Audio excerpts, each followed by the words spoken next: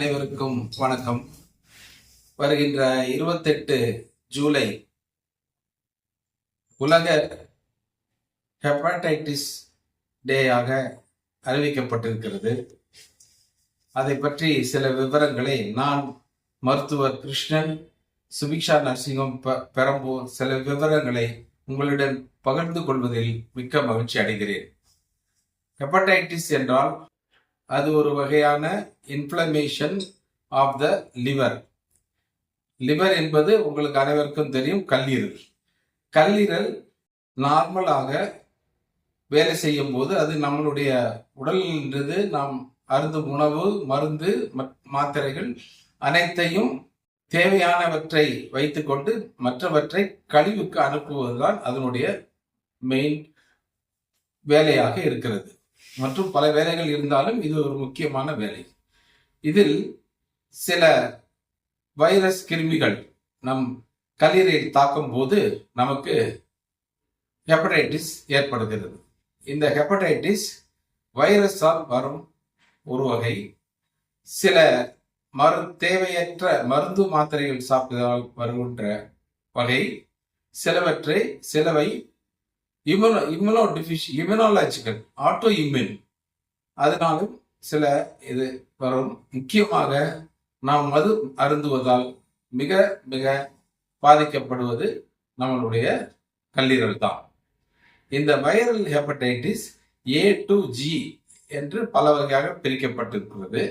இதில் A virus hepatitis காமனாக எல்லாருக்கும் வரக்கூடியது.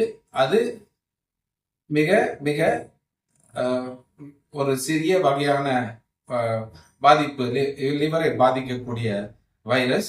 அதை நாம் முதலே அறிந்து அதற்கு ஏற்ற வைத்தியங்களை செய்து கொண்டால் அது முழுமையாக குணமடைந்துவிடும்.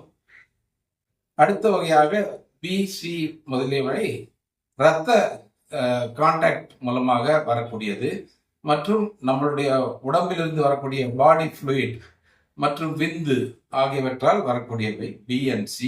அதற்கு நம்ம தக்க பாதுகாப்பு எடுத்துக்கொண்டால் அந்த ஹெப்படைட்டிஸ் BCயை கண்டிப்பாக நாம் தவிர்க்கலாம்.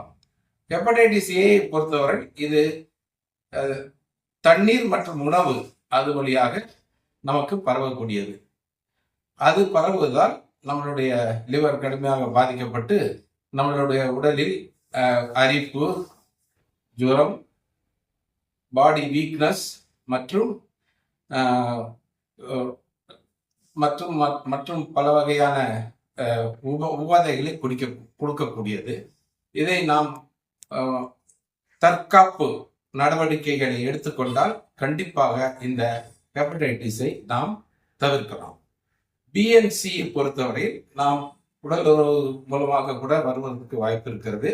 ஆகவே நம்மளுடைய தொடர்பில் இருக்கிறவர்களுக்கு தடுப்பூசி மூலம் அதை கண்டிப்பாக நாம் தடுத்து விடலாம்.